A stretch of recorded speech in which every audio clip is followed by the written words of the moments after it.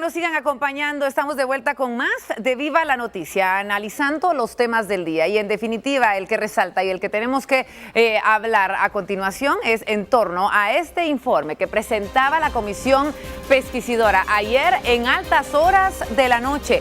Y es que los diputados de la Comisión Pesquisidora esperaron el umbral, de la medianoche del domingo para presentar el informe sobre el antejuicio contra el presidente de la República, Jimmy Morales.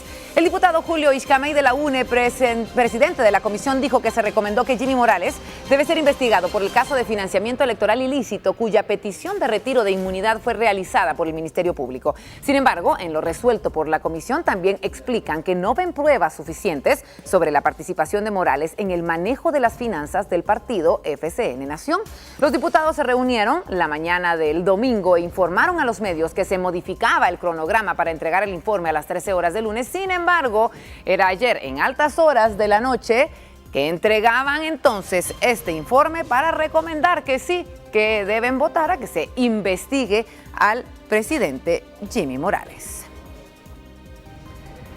Y es por eso justamente que tenemos una pregunta para compartir con todos ustedes. Hemos estado ya recibiendo algunos comentarios en nuestra página de Facebook. ¿Cree que el Congreso votará por quitarle la inmunidad al presidente Jimmy Morales? El 71% de los guatemaltecos que han votado opinan que no, versus el 29% que dice que sí. Con el hashtag BLN Inmunidad Jimmy tenemos entonces la posibilidad de escuchar su pensar. Y además recuerde que sí, a través de Facebook se han mantenido ya nuestra pregunta con algunos comentarios suyos que estaremos compartiendo a lo largo de la transmisión de Viva la Noticia.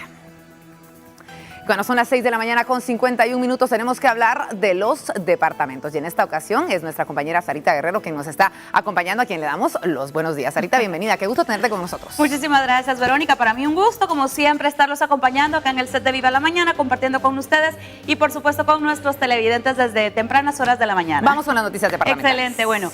Y para ello comenzamos viendo la portada de Prensa Libre en nuestras pantallas para conocer qué es lo que nos informan alrededor de la República Nacional. Comenzamos con la primera noticia. El sonido de la marimba deleita a quetzaltecos. Con las notas de la marimba, almendra y diamante, decenas de familias quetzaltecas comenzaron las festividades de la Feria Centroamericana de Independencia Xelafer 2017.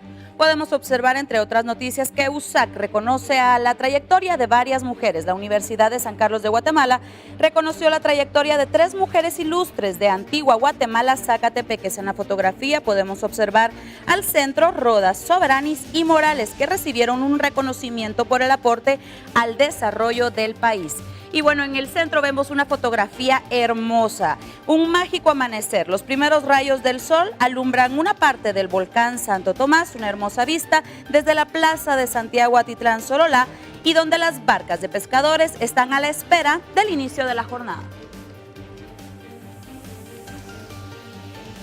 Y en otras noticias nos trasladamos también al centro de nuestro querido país, en donde pues los daños por el terremoto en Huehuetenango dejaron más de 160 viviendas dañadas y destruidas, edificios públicos, escuelas y derrumbes en carreteras. Hasta el momento, vecinos reportan que la ayuda ofrecida por el gobierno no ha fluido para la reestructuración de por lo menos 10 carreteras por la falta de maquinaria. Veamos la nota.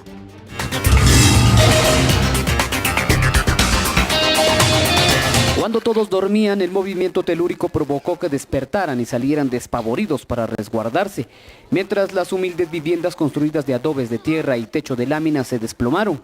Los sobrevivientes indican que es una nueva oportunidad. Estamos durmiendo ahí dentro. Ay, que no morimos. Mi nieta me jaló afuera. Mi nieta me jaló. Entonces no está mi nieto y Dios ya le va a jalar, doble me quiere. Eso quiero yo. Gracias a Dios, no pasó nada en mi familia. Gracias a Dios. Sí, estábamos durmiendo, dice hoy a las 11:30 más o menos, cuando hubo ese terremoto fuerte.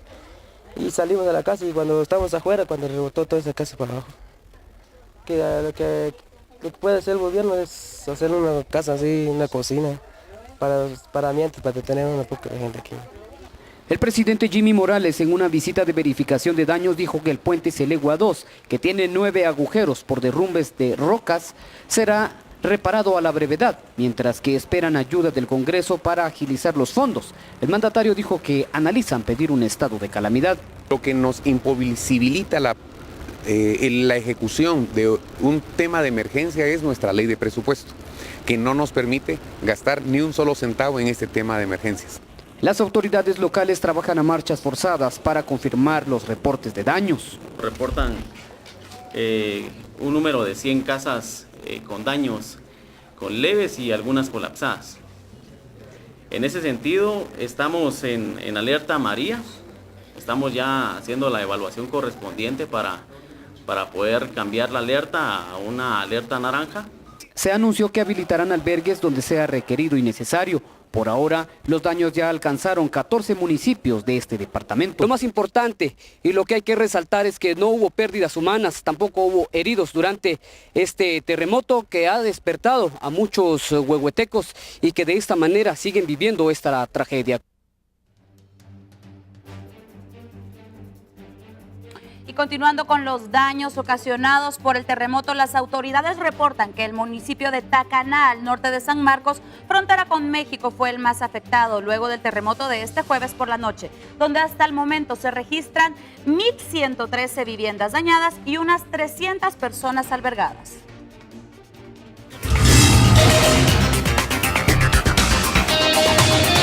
De las 1.113 viviendas con daños, según las autoridades municipales de Tacaná, San Marcos, existen 943 casas destruidas a consecuencia del terremoto. Viviendas, por supuesto, en riesgos 112, y leve 27, moderado 54 y severo 943. Una de las viviendas destruidas es una construcción de concreto de 5 niveles que no soportó el terremoto y el primer nivel colapsó.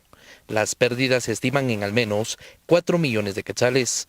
Otras viviendas destruidas, en su mayoría eran de adobe, lo que significa que los más afectados son familias de escasos recursos. Y luego cuando escuchamos todos los trastos se nos acabó ir, la casita de adobe, como es de adobe en nuestra casa, todo se acabó ir, el cuarto adentro todo ya se acabó rajar, todo, el paredoncito que tenemos en medio ya se quedó movible, mire, al ponerle la mano ya se va. Y las nenas, yo ya no alcancé a jalar a mis nenas a sacarlas afuera. ¿Qué daños hay? La cocina se fue casi por completo, de aquel lado, mire, se fue todo, aquí se fue todo, adentro se fue todo. Al menos 2 centros educativos reportan daños en las comunidades rurales de Tacaná, San Marcos. Sin embargo, las autoridades de educación todavía están verificando otros posibles daños. Pues sentimos el gran temblor, pensamos que iba a ser pacífico, pero la verdad que fue tan fuerte que ya no pudimos movilizarnos de un lugar a otro. Y asimismo escuchamos los gritos de todos los vecinos y de todo lo que estaba pasando, ¿verdad? Y al momento de que fue calmando el temblor salimos a observar que si los vecinos estaban bien, pero la verdad que hubieron daños materiales. Gracias a Dios no hubieron daños a las personas, heridos, muertos, gracias a Dios no hubo nada. Únicamente daños materiales, lo que es la escuela de la aldea, esto es el mero centro de la aldea, sufrieron muchos daños. Ahorita, pues la verdad, no sé cuándo van a componer esto para que se pueda habilitar las clases, ¿verdad? Las autoridades municipales junto a la Coordinadora Nacional para la Reducción de Desastres y la Gobernación Departamental albergaron a por lo menos 300 personas. Personas que están en riesgo son 8 personas, casas también son 8 personas, son 8 casas, perdón, y afectadas son 245 afectadas y damnificadas son 1.500 personas. Evacuadas, por supuesto, son 150 y albergadas tenemos 300 por ahora. Por este momento en el centro municipal, aquí en la zona 5, que tenemos un total de 16 personas, pero como también hay albergues en las microrregiones donde fueron afectadas. Entre los edificios públicos afectados se encuentran el Salón Municipal y la Iglesia Católica. Sin embargo, hace falta la verificación de la Conred para determinar el tipo de daño. Parte más dañada de la iglesia, sobre todo la cúpula y algunas paredes. Ahora queremos esperar también que viene la Conred para evaluar también las torres que están aquí de la iglesia, porque también miramos que en la torre de la iglesia hay mucha rayadura, entonces pensamos que son también peligrosos. Según las autoridades en el municipio de Tacaná, considerado el más afectado por el terremoto, se registraron derrumbes en las principales rutas. Sin embargo, el ejército se encargó de retirarlos. No obstante, los pobladores permanecen temerosos a los sismos, que continúan registrándose. Y mientras tanto, en Suchitepeque se registraron daños en la iglesia y 2 personas que resultaron heridas. Las autoridades de la CONRED realizaron un monitoreo en diferentes municipios para verificar los daños. Uno de los municipios que volvió a ser afectado es Amayac y los vecinos que se vieron afectados por el sismo y se alarmaron. Por su parte, el encargado de la Coordinadora Municipal de Desastres señaló que la Iglesia Católica volvió a ser dañada. El delegado de la Coordinadora para la Reducción de Desastres, Moisés Cajas, informó que los daños en Suchitepeques no fueron tan graves como en otros departamentos. Esto ha sido lo más relevante por el momento en las noticias departamentales. En breve regreso también con otras noticias y nosotros continuamos con más en BLM Noticias.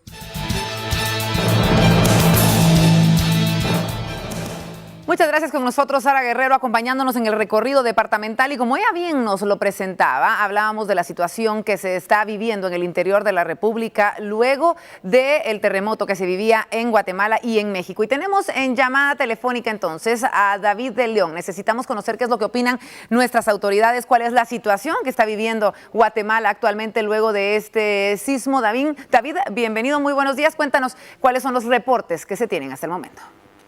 Buenos días, Vero. Así es, continuamos durante este fin de semana con varias acciones directamente en la verificación de daños. Ya ustedes lo daban a conocer, Tacaná es uno de los municipios más afectados en el departamento de San Marcos, y también evaluaciones que se realizaron en el municipio de Tajumulco.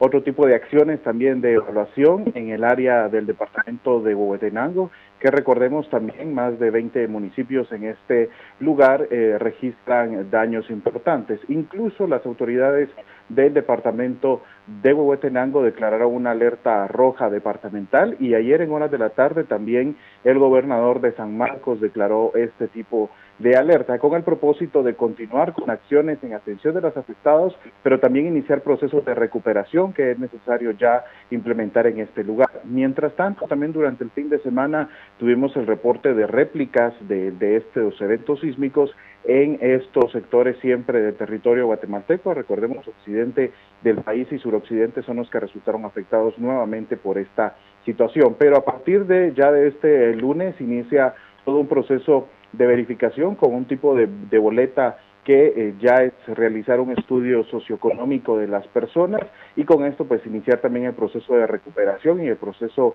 de ayuda que ya se gestiona también a través del FOPAR y del Ministerio de Comunicaciones. Pero es el seguimiento que hemos estado realizando en esta región del país, afectada nuevamente por un terremoto, y todo el tema de la atención que se ha dado en este lugar. La entrega de asistencia humanitaria se ha mantenido también en estos sectores, es parte de la asistencia y parte de los recursos que como Coordinadora Nacional entregamos a las personas que han resultado afectadas. Pero es parte del proceso y parte del seguimiento y parte de las acciones que en el transcurso de la semana también vamos a estar compartiendo acá en BL Noticias.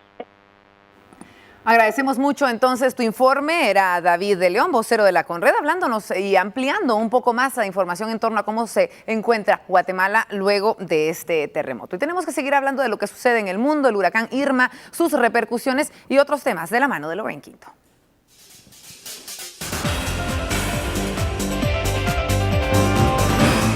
Así es, Verónica, tenemos que seguir hablando de lo que sucede a nivel internacional. El huracán Irma, fortalecido el domingo, impacta con fuertes vientos en las islas del sur de la Florida. Acá, 6.3 millones de personas recibieron una orden de evacuación luego de provocar inundaciones en el norte de Cuba y dejar 25 muertos en el Caribe. El gigantesco huracán Irma impactó el domingo en las islas del sur de Florida con una potencia de 4 en una escala de 5 e intensas rachas de viento de hasta 215 kilómetros por hora. Las ciudades de Naples, Fort Myers y las pobladas penínsulas de la bahía de Tampa en el oeste de Florida enfrentan la amenaza de olas de hasta 4,5 metros, suficiente para cubrir una vivienda. Más de 430.000 casas y comercios estaban sin electricidad. 6.300.000 personas recibieron en los días previos orden de evacuación. Irma llegó a Estados Unidos luego de provocar inundaciones en Cuba el viernes y sábado, sobre todo en el litoral noroccidental, de Matanzas a La Habana. Al menos 1,5 millones de personas fueron evacuadas en la isla, donde el viento tumbó árboles y tendidos eléctricos. De momento no se reportaron víctimas, pero sí daños materiales significativos. Antes de pasar por Cuba, el huracán sembró destrucción y dejó al menos 25 muertos en San Martín, las Islas Vírgenes de Estados Unidos, las Islas Vírgenes Británicas, Puerto Rico y Barbuda. 3 personas murieron en la Florida a causa de accidentes automovilísticos provocados por los fuertes vientos y lluvias intensas que genera el huracán Irma. Un oficial de policía falleció este domingo en un choque frontal cerca de la ciudad de Sarasota, en la costa oeste de la Florida, mientras que el otro conductor también murió, dijo el alguacil del condado de Harley, Arnold Lanier. Al menos 3 personas murieron en Florida a causa de accidentes automovilísticos provocados por los fuertes vientos y lluvias intensas del huracán Irma. 2 de las muertes tuvieron lugar en un choque frontal cerca de la ciudad de Sarasota, en la costa oeste. La tercera ocurrió en otro accidente cerca de Key West, en el archipiélago de Los Cayos, el primer territorio de la Florida golpeado por el huracán. Con ráfagas de viento de 215 kilómetros por hora, el infierno de Irma golpeó el domingo Los Cayos, devorando barcos y casas abandonadas por sus habitantes ante la llegada del huracán. En Florida, más de 6 millones de personas recibieron orden de evacuación. Violentas ráfagas del huracán Irma se abatieron durante la noche del sábado sobre La Habana y sus 2 millones de habitantes. Esto provocó importantes inundaciones y la interrupción de la energía eléctrica. Gran parte de La Habana está inundada. Las violentas ráfagas del huracán Irma se abatieron durante la noche del sábado sobre la capital cubana y sus 2 millones de habitantes, con vientos que por momentos alcanzaron más de 150 kilómetros por hora. El huracán provocó además un avance sin precedentes del agua sobre el famoso malecón, la avenida que transcurre paralela al mar. En 49 años que llevo viviendo aquí, primera vez. Siempre ha habido un poco de penetración del mar y eso, pero nunca ha llegado así a este límite, así a este fenómeno. Esto va a ser catastrófico porque muchos edificios aquí no están preparados para tener un diluvio de agua como este. Las autoridades informaron sobre numerosas caídas de árboles y ramas, así como daños a la red eléctrica. El domingo se cortaron la energía, el sistema de distribución de agua y la red telefónica en la mayoría de los barrios. No se han reportado víctimas y aún no se ha brindado una cifra de daños materiales. Con 7 minutos continuamos con más información, Verónica. Muchas gracias, Lorraine, por este recorrido internacional y lo complementamos siempre con más información del mundo, a veces de Guatemala, pero es Sara Guerrero quien tiene los datos. ¿De qué vamos a hablar, Sarita? Contame, a ver, ¿de qué se trata esta noticia? Por supuesto, Vero. Bueno, y es que en más noticias, un dato curioso. En Colombia, los recuerdos de la visita por el Papa Francisco se venden junto a las imágenes de Pablo Escobar, en un barrio de Medellín que lleva el nombre del narcotraficante, en donde los habitantes dividen su devoción por el capo y el pontífice.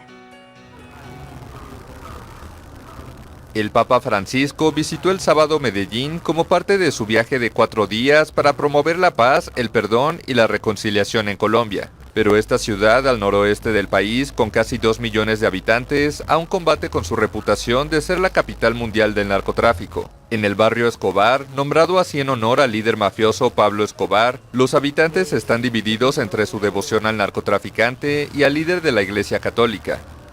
Es raro porque tenemos 2 polos opuestos, algo muy malo y algo muy bueno. Pero la gente no lo ve como malo, o sea, a Pablo lo hacen a un ladito, pero también quieren tener un recuerdo del Papa. El barrio surgió a partir de 260 casas construidas hace 30 años por Escobar para los pobres. Yo juntaría a Pablo Escobar y al Papa Francisco ahorita en Medellín a los dos, y a los dos les pediríamos que el gobierno invierta en nosotros, que nos haga una escuela, una cancha, un centro de salud, que no nos tenga más en el abandono. Han pasado más de 2 décadas desde que el narcotraficante fue abatido en Medellín, y los grandes cárteles que manejaban él y sus adversarios de Cali fueron diezmados. Momento de continuar con más información. Muchas gracias, Sarita, por transportarnos entonces hasta Sudamérica con este fervor que se vivió en los últimos 5 días. Y tenemos más información para compartir con todos ustedes. Y sí, siguen las buenas noticias en Viva la Noticia y hablamos de esto gracias a Banco GIT Continental. Las buenas noticias son presentadas para quienes quieren más de la cuenta. Productores se reunieron durante 2 días en San Miguel Iztahuacán para recibir conferencias para mejorar el cultivo de la papa y para crear alianzas de mercado para comercializar el cultivo. Una oportunidad para todos los productores para poder venir a recibir información técnica actualizada de los diversos productos que se utilizan en el cultivo de la papa y otros cultivos a través de los técnicos de las empresas que están presentes y que ellos informan a los productores sobre los productos y las formas de poderlos utilizar. Y lo más importante para nosotros es que los productores puedan vincularse con los técnicos de las empresas para que además de recibir información el día de hoy, puedan los técnicos llegar hacia las comunidades donde se cultiva, porque una de nuestras debilidades es la falta y la disponibilidad y el acceso a asistencia técnica. San Marcos cosecha al año 108,000 toneladas métricas de papa, lo que representa el 22% de la producción nacional. En San Marcos, 30,000 familias son beneficiadas por la producción de papa, pero queremos abarcar más. Estamos promoviendo la producción de papa, sabemos que eso va a mejorar la economía, va a mejorar el desempleo que hay en nuestro municipio. Durante la Feria Nacional de la Papa, también se expusieron platillos a base de la papa, con la finalidad de plantear alternativas de consumo para reducir el 44.8% de la desnutrición crónica del departamento. El atol de papa, tenemos también tortas de papa, se pueden hacer pachas de papa, se puede hacer ensalada de papa con manzana, se puede hacer recado de papa con quistán y frijol piloy. Hay un montón de recetas con la cual se puede preparar la papa, ¿verdad? La 6ª Feria Nacional de la Papa fue una actividad organizada por la Federación Nacional de la Papa, Fundasistemas y la Municipalidad de San Miguel Iztahuacán, San Marcos. Las buenas noticias fueron presentadas por GIT Continental, el banco de tu vida. Y luego de esta información compartimos con todos ustedes lo que está sucediendo entonces en Guatemala. Nuestro compañero Alberto Cardona tiene información, nos enlazamos. Alberto, cuéntanos qué es lo que está pasando. Gracias, Vero. De nuevo, buenos días.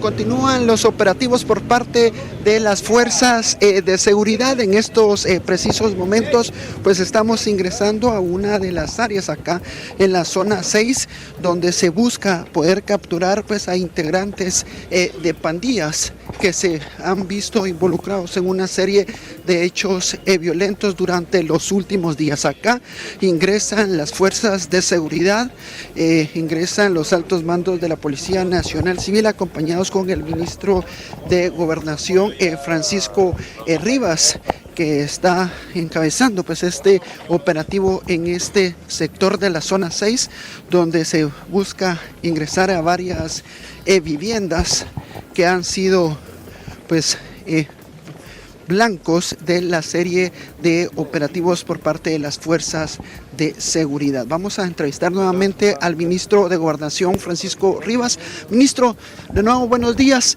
Se está ingresando a esta área. ¿Qué es lo que se busca en este sector de la zona 6, ministro? Venimos a supervisar más de 10 operativos, más de 40 allanamientos que se están realizando en esta área, con más de 10 detenciones que se han realizado.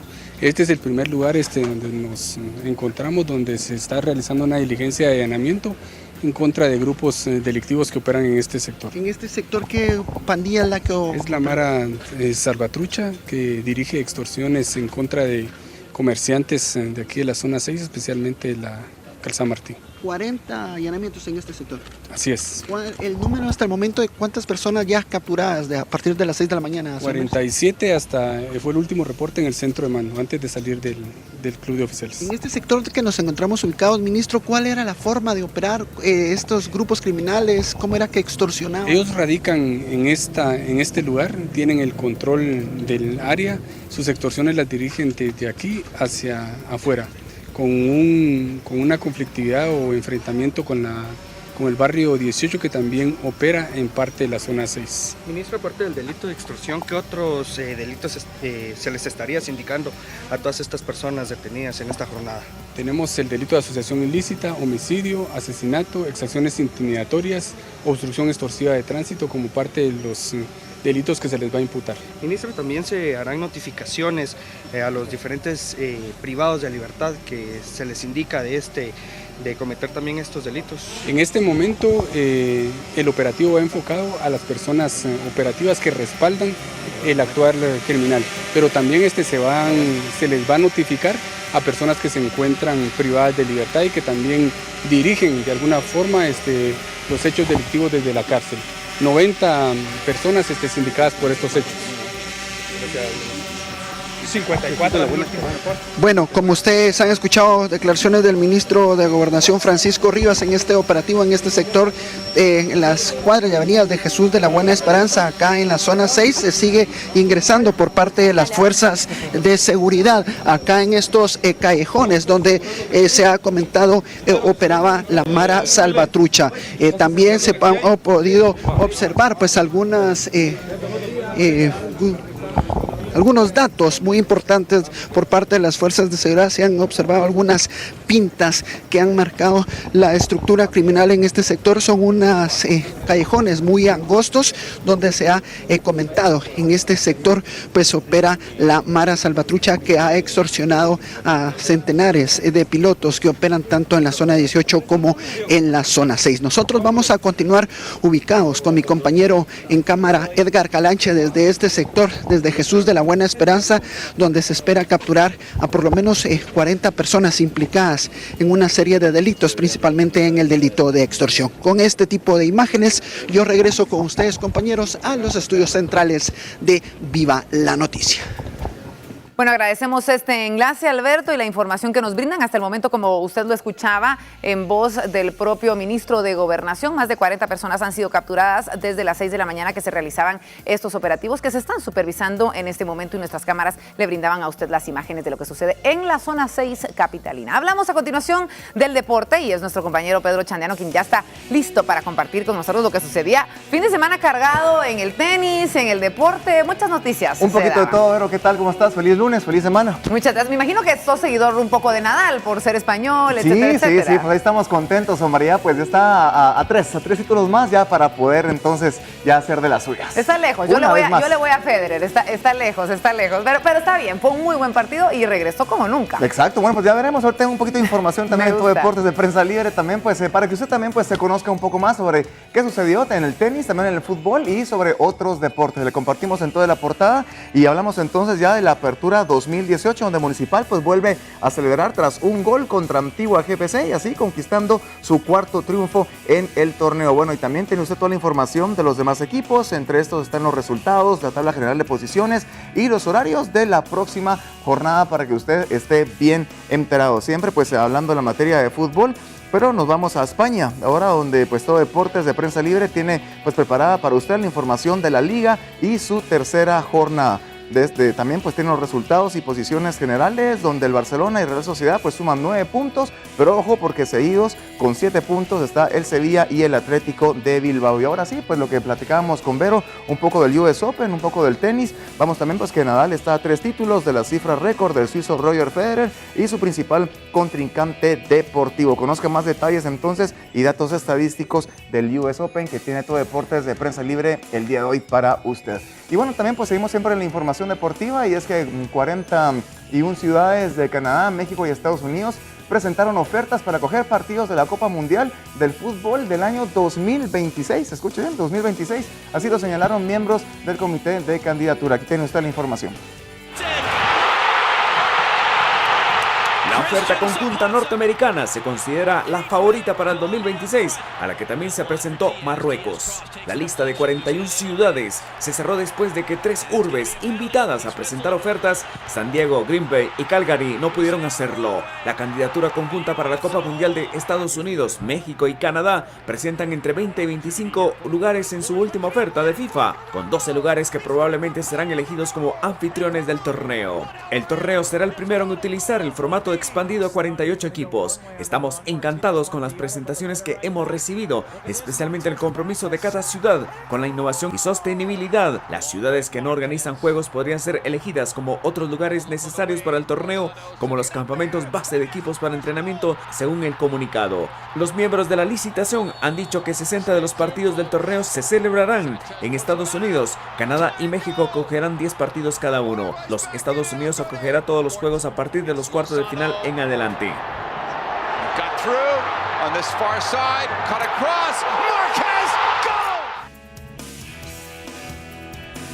Muy bien, hasta aquí la información deportiva. Solo este primer bloque, tenemos más preparado para ustedes, así que por favor siempre muy pendientes. Vamos contigo, Vero.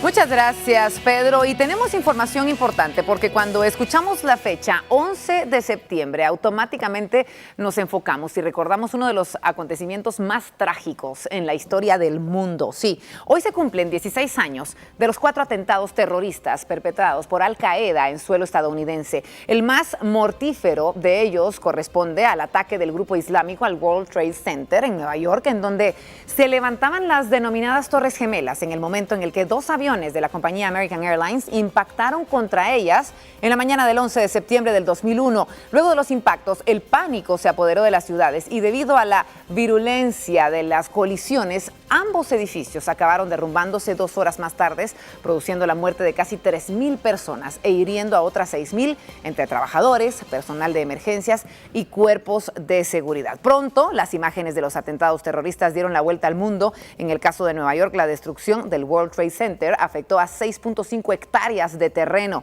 Después del 11 de septiembre, Nueva York ha ido recobrando poco a poco la normalidad y con el transcurso de los años se han levantado nuevos edificios y memoriales en el recuerdo de las víctimas mortales de un total de 372 nacionalidades diferentes. Reino Unido fue el segundo país más azotado por la tragedia desde el 2001. La ciudad mantiene una unidad antiterrorista especializada que cuenta con casi 2,000 personas en este lugar. Hoy, cuando se cumplen 16 años de la tragedia de las Torres Gemelas de Nueva York, el gobernador Ricardo Rossello se solidarizó con los familiares de aquellos que perdieron su familia. Ellos, decían en un comunicado, un momento trágico, nuestro corazón siempre con aquellos que perdieron la vida. Todos somos ciudadanos americanos, recordamos eso con mucho dolor. Yo recuerdo dónde estaba y la solidaridad que presentamos a sus familias. Sin embargo, cada ceremonia tiene su toque personal. Con el paso de los años, algunos de los encargados de recitar los nombres han incorporado mensajes que van de lo universal a lo personal. Un sinnúmero de ceremonias se tienen programadas entonces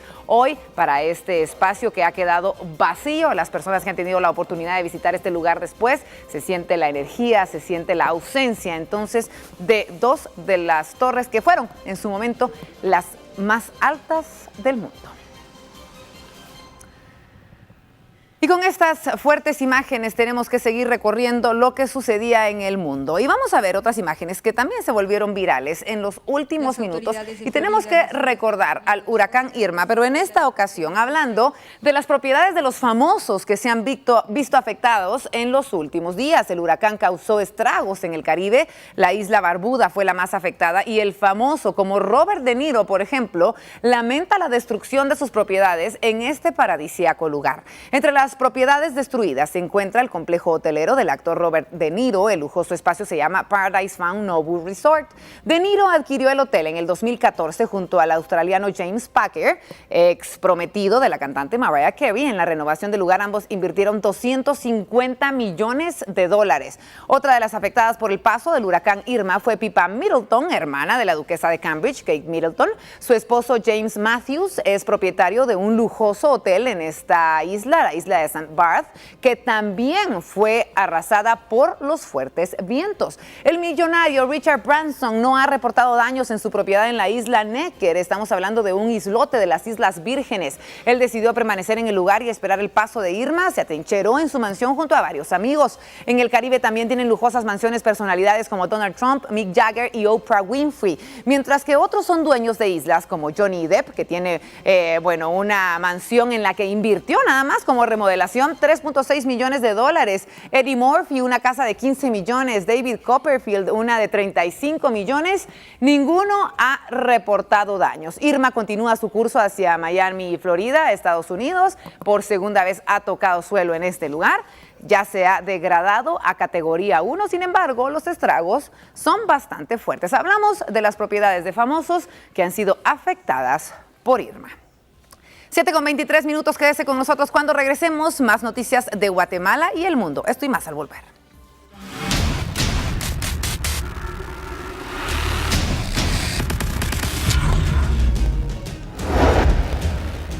Grupo de Apoyo Mutuo presenta informes sobre extorsiones en nuestro país. El nuevo partido Vamos celebró su primera asamblea nacional y tiene como invitada a Suri Ríos. Familiares despiden a víctimas del terremoto que azotó México. Más de 90 víctimas mortales en este país. Nuestro tema del día: ¿estamos preparados para enfrentar un terremoto? La pregunta está en nuestras redes sociales para que usted pueda participar.